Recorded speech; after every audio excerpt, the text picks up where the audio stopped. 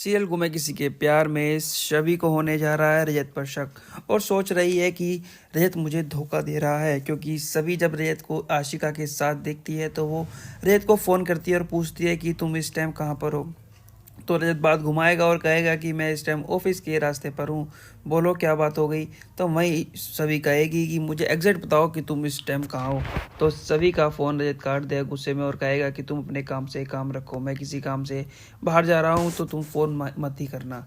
जब ये बात सुनेगी सभी तो उसको बहुत चोट लगने वाली है और वो कहेगी मन ही मन कि ये इंसान कभी नहीं सुधर सकता, इसने मुझे फिर से धोखा दे ही दिया। मैं इस इंसान को बिल्कुल सही नहीं समझ रही थी, पर मैंने इसको सही समझकर बहुत बड़ी गलती करी है। ये इंसान कभी नहीं सुधर सकता।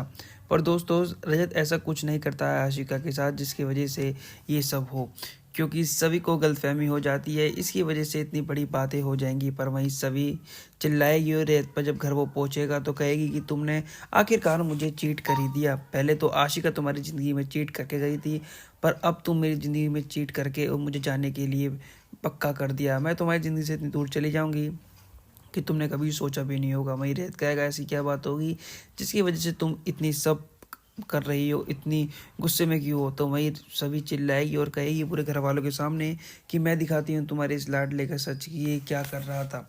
तो वहीं सभी दिखा देगी टीवी में सबको सबूत और कहेगी कि ये है तुम्हारे लाडले का सच।